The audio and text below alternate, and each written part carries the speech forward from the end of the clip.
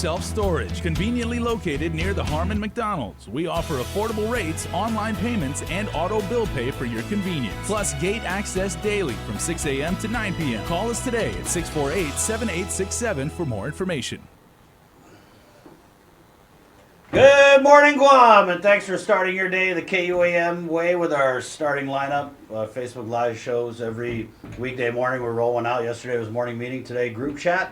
And one of the guys who's probably been on the GroupChat show, we got to get you a medal. Thanks, Chris.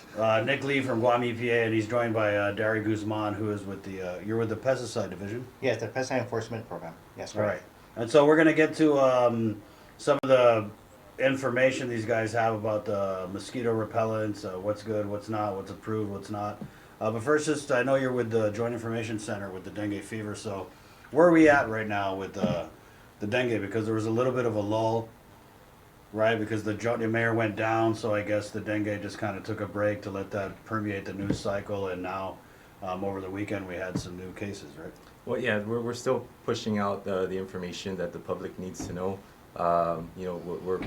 We want to highlight the northern, central, and southern meetings. That's going to provide information on how you can protect yourself, or information that you might not have about dengue and the steps that you can take to protect yourself from that. So tonight we have a 6 p.m.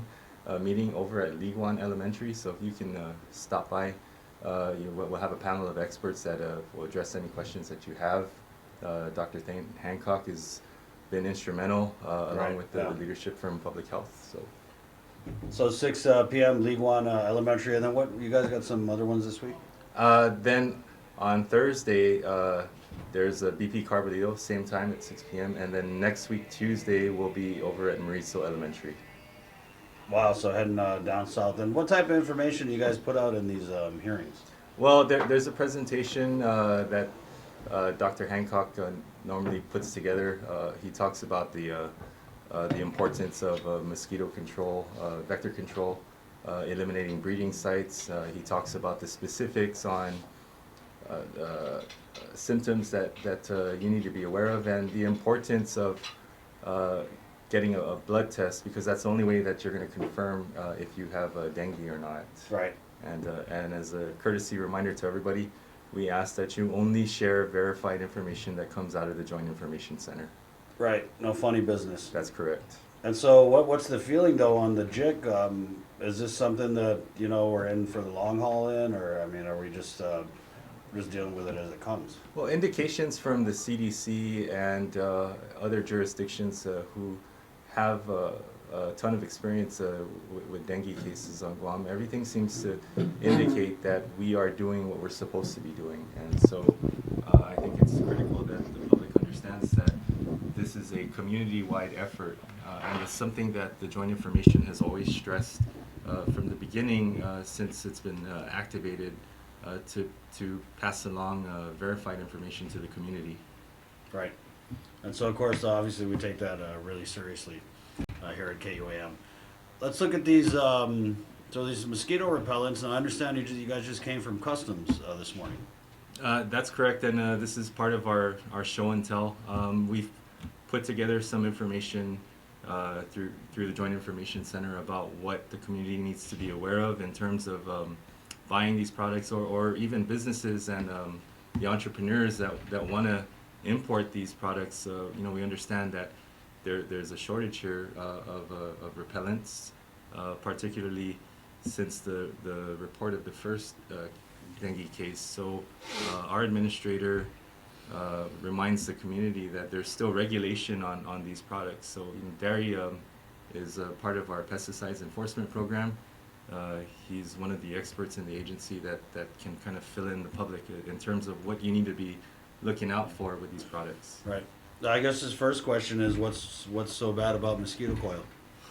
Everything, is bad. Mainly the active ingredient is what we look at. The active ingredient for any pesticides, including mosquito coils, it needs to be certified by the U.S. EPA. So the active ingredient that's used to make the pesticide has to go through processing. That's testing with the US EPA before it's actually being sold for the US. Right. In the U.S., so In of the course, US, you know, yeah. newsflash, Guam is a territory of the United States, so we follow those regulations. But I mean, how dangerous is it? I guess that's the question a lot of people have, because we're seizing these products that aren't approved for use in America, but you know, they're probably using the same thing over in, like, I guess, like the Philippines or something. Well, for the foreign countries, they they manufacture their own pesticides, right? They manufacture their own pesticides. Now, not going through the process, what we require as far as the U.S. required, then we wouldn't know as a customer purchasing it if the active ingredient is actually approved for that particular product.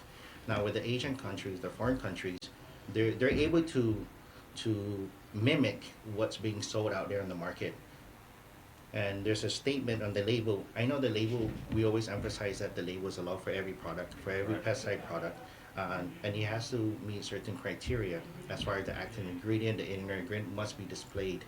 In most cases, products coming from other countries does not have that. Right. So that's how it becomes misbranded or illegal to be imported into Guam or Yeah. into the U.S. And I brought up the mosquito coil because I know you guys had issued a notice of violation to a company, I think last Mhm. year, for importing and selling mosquito coil that wasn't approved. So is there a brand of mosquito coil that is approved for importation and use on Guam? Well, right now, what we oversee is the brand PIC, Pick or King's mosquito coil. So you mean to tell me Lion is not good enough? Because we grew up on Lion. Yes. Everyone grew up and that with really Lion. works very well. Is that what's wrong with us? Was it all those Lion fumes? No, so with the Lion mosquito coil, That it's was not. a labeling issue, right? Yes. Well, actually, it was a manufacturer issue. Oh, okay. So Lion Mosquito Coil sold the company to another vendor, I believe, and they failed to transfer the EPA registration number for that particular product to the new company. So Lion was good back in the day. Yes, that's correct. Okay. Yes, it was good, but in order when you do the transfer of ownership of the EPA registration number, right, you have to go through a process again, Right. which is 5 years. It takes 5 years to go through the process. So maybe 2 more years, you might end up seeing Lion Mosquito Coil on the shelf again. All right. Because Well, it's there already you go. been about maybe 3 years, I believe, Right. if I'm not mistaken. So basically, any mosquito coil being sold on Guam is not regulation. Is that what you guys are saying? Well, every every mosquito coil right now, if the active, because we look at the active ingredient, Okay. right? The active ingredient has a pesticides in it, then it has to be registered. It has to be registered with the U.S. EPA, and we oversee that. So Yeah. any importation of pesticides entering Guam, right? And they have to declare with us, and we do the review, and then we will release it if it is good. Right. So I guess just going back to my question, is there? So you mentioned PIC brand mosquito Mhm. coil, so that one's up to par. Yes, that's correct. Yes, Right. yes, it's up to par. So you'll find it over the shelf, right, or over the counter. It's not a restricted use, so the general public can purchase that. Does it work though? Does it have that power? Well, if you're comparing it from the Lions, man, I don't know. Well, that's the other thing with both US EPA and Guam EPA. Yeah. We can't make statements guaranteeing the. Yeah, exactly. Sorry, Chris. Yeah, no worries. So let's talk about what you guys did over at Customs. So, would it be accurate for me to say that, in light of the recent dengue news, that people are bringing in more repellents into Guam? Yeah, I mean there is a shortage with the retailers. I know the distributors are doing what they can to keep up with the demand, but we exist as a regulatory agency also to protect the customer. And some of these things, like Gary was mentioning, have to go through the stringent process. There's a legal review, there's a scientific review, an administrative review of all of these things before you're able to have a US CPA registration and establishment number. So there's no real way for us to determine if the statements that these products are making are accurate to what the manufacturer intends the product to do, and so that's kind of where we're at with these. So let's see what you guys got here. So with the help of Customs Quarantine, right, they really help us a lot by catching the importation of pesticides. I know we're shortage on repellents, and people are just bringing it in to help to help out. But you know, like Nick was saying, going through the right way, you know, is always the best way. Right. Now, as far these are some examples. I'm not sure if you ever seen this around. So are Now, these examples of approved or not approved So- mosquito repellents? So base again on the label itself, right? The label will be on the boxing itself. So the label itself will indicate the actual item, what to do with the actual item and the active ingredient, or what's actually in the sticker, for example. So this obviously is marketed towards children. It's That's correct. Mosquito Shield mosquito repellent Yes. So, patches. Yeah, the patches. The patches. Technically, there's a claim. There's a claim for this. It's a repel, right? It repels insect. It repels mosquitoes. But when you look at it, there's a symbol here that says this is a symbol of killing, right? Right. So it's not a repel symbol. It's a symbol of killing, and it's not. There's no active ingredient on the actual label itself, and it's not registered by U.S. EPA. So with this case, so this is a misbranded pesticide. So we reviewed this, and we look at it as illegal pesticide into Guam. Right. So marketing, Which I mean, you making see, it nice. they're marketing it to kids, and it Yeah. says keep out of reach of children. Yeah. So there's no. So the only claim it is repel. Now we don't know the danger of it. Right. Right. We don't know what will cause the individual using this, and it does not state that don't place it on the skin. Right. So you actually with the sticker, you know how kids are. They Yeah. like to place it in their skin and stuff. course. The right? face, perhaps. The face, and they play around. Especially if with it has cute little animals on it. Right. Yeah. They also have a sports type of sticker. Right. So if you guys see this out in the store, we want to see you go into snitch mode. These are not approved by Guam EPA. Yeah. All right, they're targeting our kids, and this is basically supposed to be a mosquito repellent, but like you said, it actually is Yeah. a kill. Yeah. So it Mosquito. has a symbol of killing. So and that's what we also look at, right? And then now we have this one here. I know this is a very common. You've seen this over the shelf, off lotion for kids, Right. right? Now when you read the label on it, it says manufactured for Asian countries. Right? Wow. And now this one here, although it says insect repellent, it also has the same symbol, Right. so it kills. Right. And the active ingredient here is not registered by US EPA. What's the active ingredient in there? Well, it's a Is it- scientific is it name malathion? here. No. No. So with this one here, it does not state the active ingredient. So you're telling me we can't even trust off?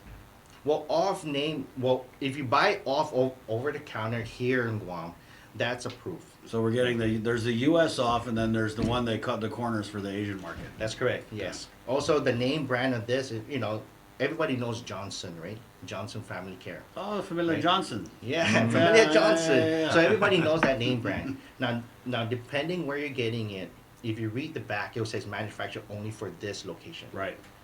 But here in the U.S., it will say manufactured for U.S. sales. Right. So people are bringing in this Asian brand of off because it's probably cheaper. It is, actually. being that they're marketing it and selling it in Asia. Yeah, that's correct. And it's cheaper, and also they're trying to help the community in such a way because there were a shortage here. Right. And I understand where they're coming from, but we just want to. That's crazy. You just show that to the camera. Look at that. So yeah, this So- is a not approved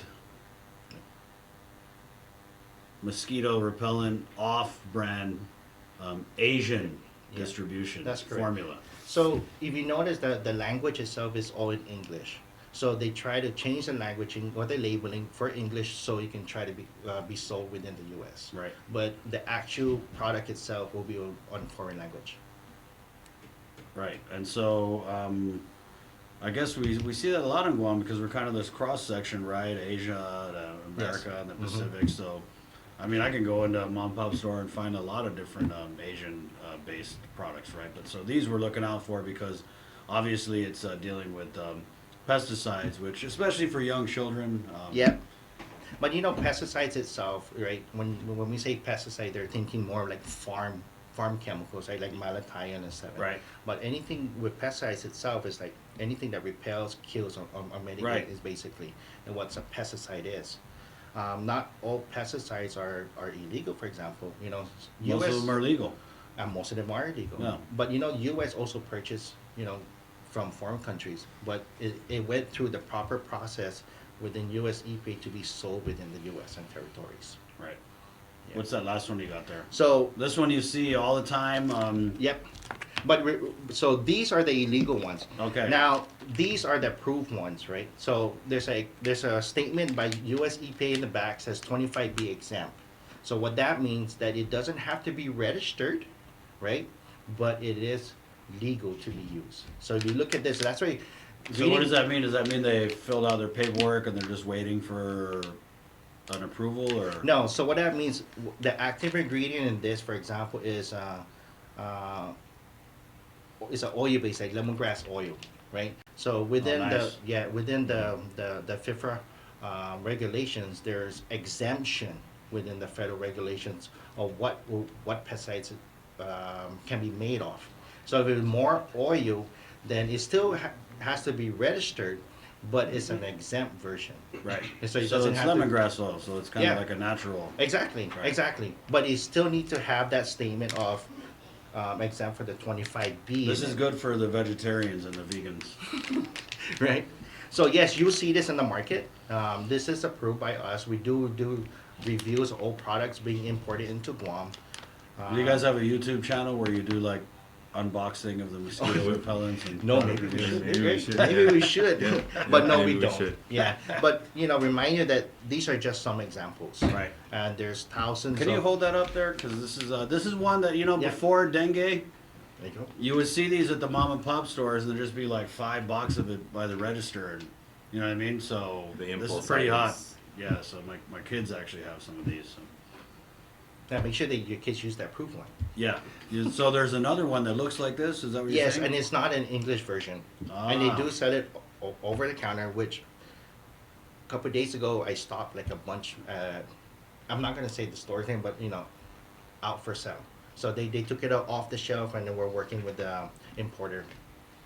So how does that work on the enforcement end, right? So let's say you're bringing in this, you know, illegal mosquito, these patches, and you know I'm selling them at the store, and then you guys come in and you see me selling them. What's the process after that? So we come into a store and we see illegal pesticide being sold. We speak with the company owner or the manager, and we explain why it's illegal. So we have them remove it off the shelf. We'll get all the information where they got it from or who they got it from, and then from there we'll work with the importer or we'll work with that company to send it back to point of origin. Right. So if it's not approved, US EPA approved, there's no process for them to get a waiver to be able to sell No, this stuff. no, That's of course not, That's and that's it. Deported. Yeah, deport that back. But yeah, so there's a fine to go with that. And what are we looking at? So on the pesticide enforcement program, there's a fine of up to $1,000 per day per violation. Wow. So, for example, these 2 illegal pesticides will be considered at $20,000. Okay. So Nick, I got to ask you guys. I mean, I've done stories on the Yeah, fines. Right, and right. I know that you guys a lot of times are. Some people would say, you know, too willing to work with these violators. But so what are we looking at? Dengue. We're getting in all these, you know, illegal repellents and whatnot. Are you looking at the agency levying some like heavy fines for this, or is this kind of like it's a new situation, so the enforcement's going to be maybe a little more lenient? Well, that's a bit of a loaded question, Chris, and I appreciate that. But you know, typically, in light of the circumstances, there doesn't appear to be any malice or intent here. Right. And you know, there is that saying, "Ignorance of the law is no excuse." We understand that. But now, for the repeat offenders, the ones who have been Yeah. put on notice Right. that what you're doing is wrong, you're not following FIFRA, you're not following the Guam Pesticides Act. You could expect some fines, you know, in the form of a penalty order alongside the notice of violation. Now, for the newer folks that we're catching on to, the administrator does have it within his authority to levy a fine or an order of compliance. Right. Usually, first offense though, you guys are like, hey, don't do that. Right. I mean, that's kind of. Every case is different. Different? Yeah, every case is different, especially when you start verging between different programs. Obviously, on the water side, we're a bit more stringent on that. Right. Only because of the way the statutes are. But here we understand that there's a need for it, but we also want to protect the community. And the last thing you want to be doing is using a product that's making a claim to repel mosquitoes when it might not be doing that at all, and you could be exposing yourself to something more toxic than Right. you'd like to be exposed to. So you guys just came from customs, working with customs. They're doing the seizures. How much product are we talking about here? Just based on your knowledge of events. Well, right now, That's all open for investigation right now. So you guys were we talking like a few pallets, or maybe one pallet, or a pickup truck, or? Man, I'm not sure about the quantity, but there is enough to raise a concern, Yeah. Right. and it rises to the level of an investigation. So, as Derek was pointing out, you either deport the products back to their point of origin, or Right. you pay a special handling fee to dispose of it through a hazardous waste company. And then do you guys handle that? So where would, like, let's say I brought in, 1,000 of these little cute kid patches, and then I get, busted by Guam EPA, and I want to dispose of it. Do you guys do this on island, or does it get shipped off? well, we always recommend to going through a certified facility, right? That will accept hazardous waste, because Right. once you start disposing, this is already considered hazardous waste. Sure, So Guam does have a few hazardous waste facilities that will accept this, I see. and then as far as the fees for that is just based on their own fees. So do they? What do they do? Do they Oh, burn they it or something, or do they ship it no, off? they ship it off island. Yeah. Yeah, we don't have a refinery So for we this. don't have a refinery. Yeah, Gotcha. that will burn pesticides, so they'll ship it off island as hazardous waste. Right. Honestly, you guys, I don't use any of this stuff. I don't like any types of Mhm. pesticides. I've been okay. I've been going covering dengue. I've been going out in the jungle, and I've been getting bit by mosquitoes. Kind of used to it. What about the more natural remedies, like burning the coconut husk? I mean, that was just something like we always did every night, right up there with making rice or whatever. Is that harmful? Well, Is the that a smoke stupid is, question? you know? The smoke could be an irritant. Yeah. You might upset your neighbor, especially if they're asthmatic. Right. So you're open to. Or if they're just Yeah. uptight and they don't, because I like the smell of burning coconut Right. husk. Right. But make sure you when you do burn it, it's a open space and not in the enclosed area. Don't burn it in the living room. Don't I burn it in the know, living we room. shouldn't have to say that, but there's some really, I know. there's some people Yeah. out there who would, Yeah. yeah.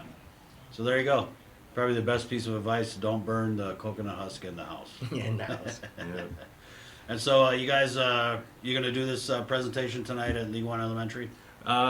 We could all aspects of what the government is doing in terms of handling the dengue cases are Right. going to be covered. In the early stages of these info briefings, there was a lot of concern about the application of the insecticides at the schools and at the residences within the 200-meter radius. So, we partnered up with Public Health and provided some assistance in terms of reviewing the scope of work. We took a look at the track record of the contracted pesticide applicators. Dario was on site when ORDOT Chalampago Elementary was Right. Great. Yeah. Yeah. So let's talk about that real quick, because I feel like it was kind of just, I maybe unintentionally glossed over. So parents with concerns about the pesticide being sprayed, the type of pesticide it is, and then also how it targets the mosquitoes. Is it something topical where they spray it in these areas and then it goes in the cracks or whatever, the mosquitoes land on it, and how does it work?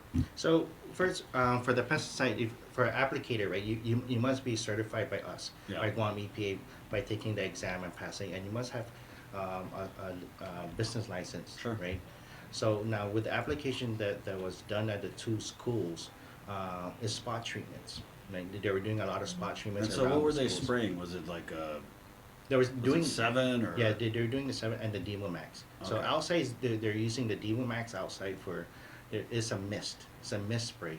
So they're spraying along the borders of the jungle area. So the mist spray can go between 15 to 20 feet depending on the vegetation. Yeah. So the vegetation is very dense. So it maybe 5 feet the most.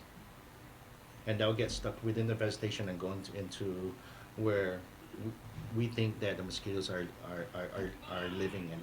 Right. So that's the mist, and then you have what you said, like, what do you have, is like spot Yes, applications? the spot application, which is liquid, so they just do it around the border of the structure So they So like they at the went edge out. of the sidewalk? That's and correct, whatnot. yes. Okay. Yes, that's what they do.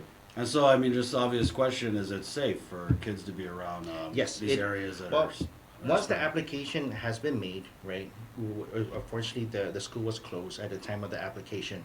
Is when the application dries, that's when it's safe for the kids to return, which it was applied, and, 24 hours later, that's when the kids came back. What about the rain? So So if it's supposed to be dry, then you have rain, and, I mean, how does that affect it? It will affect it, It will, because, yes, it will affect it, but during the application, it wasn't raining at the time. Right. It was dry, the application was done and dried before the actual rain. And are they using like a sticker that enables the pesticide to kind of stick to the grass, or? Well, the grass or the soil is mostly on the soil side. The soil will absorb the pesticide, and it'll just stick between the soil surface itself. All right. I got a question in the Sure. chat. Sure. Chris, please ask if it is true that arriving passengers that are carrying personal repellent are being confiscated. Yes, yes, it is. It has been. It's been an ongoing Right. process. So every arriving passenger, when they claim, right, that because the customs quarantine officer will ask, "Are you bringing any kind of pesticides into Guam?" Right. And they say yes. So let's say, for example, I'm bringing this in, but I only have one. So most of the time, they'll confiscate it, and then they'll call us, and then we'll come in and confirm it is approved or not. I see. So they just take everything just as a precaution. And That's then, correct. So let's say like I have my little thing off, I'm coming in, they take it. Am I ever going to see it again? Well, if we confirm that it is illegal, right? So we'll work with the customer to either send it off or dispose it here. I know it's going to be expensive, or to send one off. So most of the times the customer say, okay, just dispose of it. So they'll dispose of it. Customs. No, customer will not dispose of it. It will be, we'll take it, and we'll contact the customer, the owner of the product. Right. And then the owner of the product will come and dispose of it. We'll get it from us, and then they'll dispose of it on their own. And then do they have to go through the EPA approved disposal facility, or they just? That's correct. Yes, Oh. and we will follow them and see that it is being disposed of. And so are we getting instances of travelers bringing in like their personal That's correct. Yes. off, or are people like bringing in, a suitcase full of Both. mosquito coil? Both. Right, Both. yeah. Both. Both. There you go. Yeah. People hustling, trying to make money. Yeah. Right. Well, guys, I hope it's been informative. I want to thank Nick here, who's repping the JIC this morning in Guam EPA. He's a man of many hats. And Dari, it's been good talking with you. I hope you guys got that information. Remember, they're doing the briefings. There's one tonight, Liguan Elementary, 6 p.m. Yes, sir. All right. So this has been a group chat. Thank you so much for watching. For Nick and Dari, my name's Chris Joas.